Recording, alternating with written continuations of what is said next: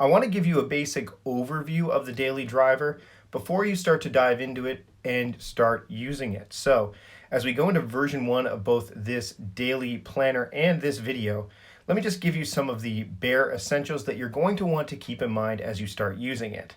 I want to draw your attention to the boldest print on this daily planner.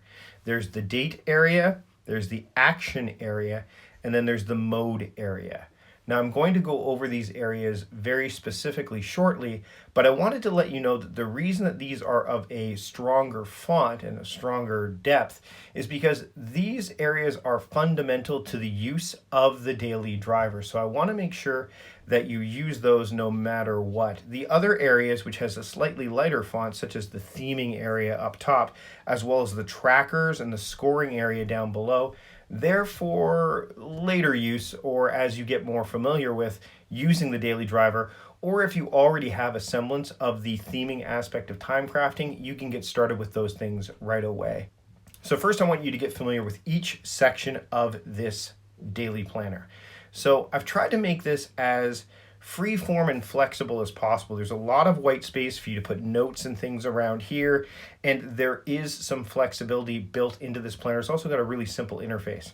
So what I want you to really focus on initially is the upper level here, which is the dated area. So you can put your date up here, which I'll do right now actually. So I'll put the date up here, and I'm a left-hander, so you'll have to watch for that. So today, as I'm recording this, is Monday, March 23rd. And you could put it however you see fit. I'm using a green pen. I like using multicolored pens. You see I've got a green one, or a blue one, a red one, and over here I've got a black one. So I'm just going to use green for this part up here, and I may use different colors as we make our way through. Next is the monthly theme. Now, if you are using any elements of time crafting right now, you'll know what theming is, and each of these areas has a bit of a dividing line. So this line here, you could put your personal theme here and your professional theme here. So what I'm going to do is, I know that I make my work themes are in red. So I'm going to put this here, which is my professional theme, which is finance. And then, and again, you can choose whatever colors you want to use for this, if any. And for this one, it's also, interestingly enough, finance, and this is a black pen there. All right, so with that in mind, let's move on to some of the other areas here. You can see daily theme right here, and so my daily theme is, and I'll put this in green as well, is, as of today, is leveling. And that's a form of optimization. If you have daily themes, this is where you can put this. If you don't have theming of any sort, just put the date there. And then a weekly sprint. If you have a weekly sprint, you may want to put it there. I do have a weekly sprint. I'm going to put that in blue. And the weekly sprint here, interestingly enough, is the daily driver directions. I'll just put that, because that's kind of what it is. There's a bit more to it than that, but for the purposes of this video, I'll just put that there. Again, the only thing you need to fill out is this date here. Everything else is optional, okay?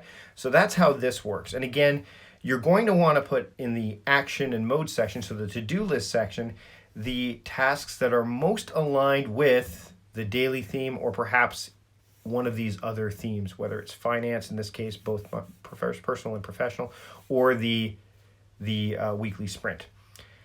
I'm going to move down now to the circle area. I call this the big circle. And this is representative of a clock. So there is actually 24 divisions here that you can use. Okay? So when you're looking at this, what you can do is you can kind of break down your day into either the appointments that you have. So you could put in here, if you have an appointment, you can kind of use this as a 24-hour clock, or you could use it as a 12-hour clock. However you want to use it, just put the clock numbers up here. So for example, if I start my workday at 9, then I can do this, say, at 10 and 11, and I can make this 9:30. So you could do this however you wish, and then you go all the way around, of course. Now, if I have an appointment between 9 and 9:30, I can just take this and go like this. And then I can put, let's say it's a coaching call. So I can just put CC or coaching here or whatever it is. I'll refer to my calendar in this case. So that way I know between 9 and 9:30 I'm not available to do anything. But let's say I have another appointment at 11 o'clock that runs till noon. Well, I will just go like this and then like this. And so I'll say that that's maybe a meeting, okay? This is wide open, so I know this is the case. And you could fill this in or shade it in how you want to kind of, or maybe shade in the free time if you want. So you could maybe say, shade this in and say, free time, so it's blocked off. And I can just use an arrow here and go free. Whereas here I can do something like meeting with Anne. And I can even put maybe some of the particulars. See action number 1. And of course, if my action number 1 is talk with Anne about planner. And then the mode, which if you've looked at my categories of mode-based work before, maybe the mode could be Anne, because she's a resource. It could be low energy, because it doesn't take too much. Or it could be like, again, let's say related to planning, because we have to plan this stuff. So if you've ever looked at my categories of mode-based work, you'll know that this is a resource-based mode, this is an energy-based mode, and this is an activity-based mode. Again, I might be getting a bit ahead of myself here, but this is how this circle works. And again, you can use this for 24 hours, the workday. And if you don't want to use this for a clock, you could use it for targets. So you could say, these are the things I want to hit. There's lots of different ways that you can use this thing. I prefer to look at my calendar and then move these things over here so I don't have to look at my calendar again. I can see everything that I've got for the day, and this is normally very filled out. Now let's move down to the to-do list section, which is the action and mode. Now every action requires a mode. So you could see here I put talk with Anne about planner, and then the modes, I've got 3 of them here. You don't need to list 3, you could list 1. Anne is one mode. Energy level, notice I put an arrow down for low energy, and then planning. So you can list all of your actions here. There's room for 10 actions, and then modes. You can have multiple modes. You can see I divided them here. You might want to, instead of using the same color, you could just use red or something else to divide them. Whatever you want to do, it's really up to you. That's this area here. So realistically, if you're going to start working on this today, you really only have to do this area, and then this area, and this area. And then what you want to do is group your tasks by mode. So if I have several of these low energy tasks, I group them together and can work on those. Or if I have a few things I need to talk to Anne about, then I can group those together, or planning tasks. But notice how my mode is leveling. So there might be some tasks related to leveling, and I want to kind of push these down here into this area. So anything that you do here that you want to do, either need or want to do during the day, should go in this area. Now, as you complete them, so if I did this, I can cross this out. If I didn't do it, I'm moving it to a future date, I can put an arrow through it. Or if I decide that I'm not going to do it all together, and let's just write down another task here. So let's say I'm going to plan next big event. And I put planning here. And I decide based on current climate that I'm not going to be doing that. Instead, I won't maybe defer it, but instead I'll just delete it. So those are the basic 3 sections: the dated area, the big circle for your clock or your calendar for the day, and then your to-do list or your actions for the day. Finally, and I know this is a bit of a longer video, but I wanted to give you a basic overview, is you've got the habit tracker and the journal tracker down here. Now, if you complete a journal entry as I do, you could either X it off or you could shade it in. And that way you know you've kept a journal entry. And if you, let's say you have 2 journal entries, you might want to divide the circle into 2 parts. You could do the same thing with habits. So if you're tracking more than one habit, let's say you're tracking 4 habits, you can create a way to either another sheet or perhaps you're using a calendar. You could shade in like this is habit number 1 and this is habit number 4. You've done those, or if you're just tracking one habit, you can just shade in the whole thing. And then that tells you that you've in fact tracked your habit and then the journal entry as well. So this is the main core area of the daily driver. And I've been using this consistently, but I want to touch on this ROI score really quickly. For those of you who watched my YouTube video that explained the productivity ROI and have gone to productivityroi.com, you can take a look and see what I mean by this. So I'm going to fill out this list really quickly and then come back to you and you'll see all of these areas filled out, this entire to-do list, as well as the different sections in the ROI score. So just hang tight and I'll do this quite quickly.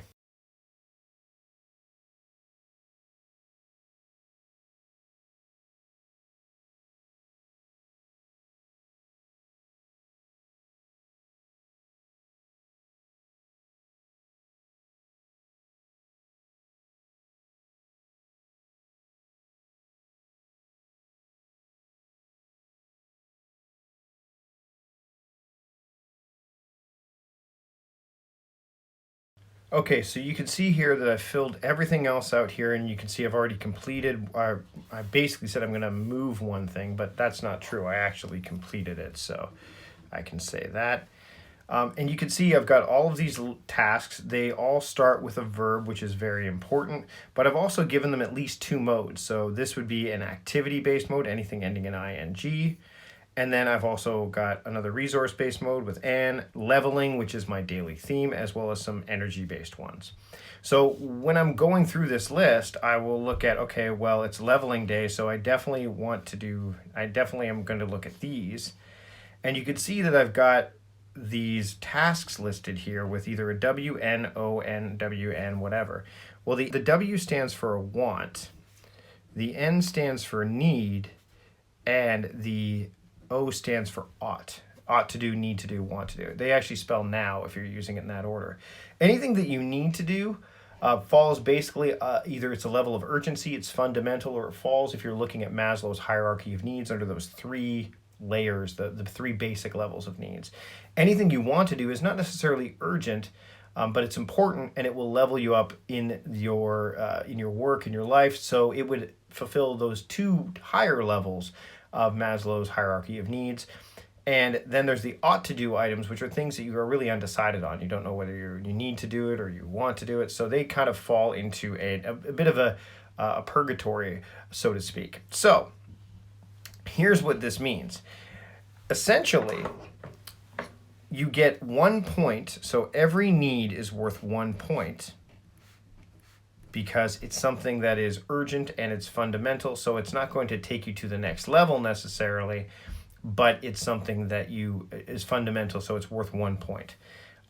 Wants are worth 2 points. So they're going to take things to the next level for you. They're going to involve growth. And if I look at any of these, they're either like talking with Ann about the planner is leveling up our business, creating email number 3 in the Daily Driver series. It's not a need to do because I could do it tomorrow, but it's a want to do. I want to do it today to get a bit ahead.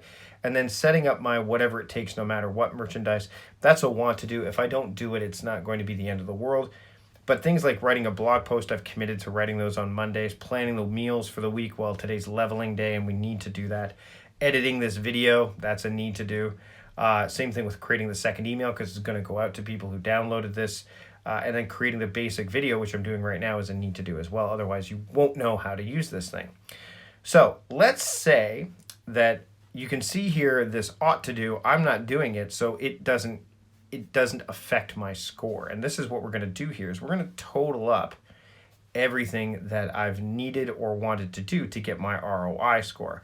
So we know that there are actually only 9 tasks here because the ought to do got removed. So I'm going to just put my 9 down here because that's how many tasks are listed here now. So let's say that I actually complete every single one of these tasks. So I've already emailed client X, so that's done. I'm creating this video right now. I have created the email series. I will create the third email as well because this video will help with that. I'm going to edit this. We're going to plan the meals, my wife and I. I'm going to write the blog post. And let's say I even set up my merchandise.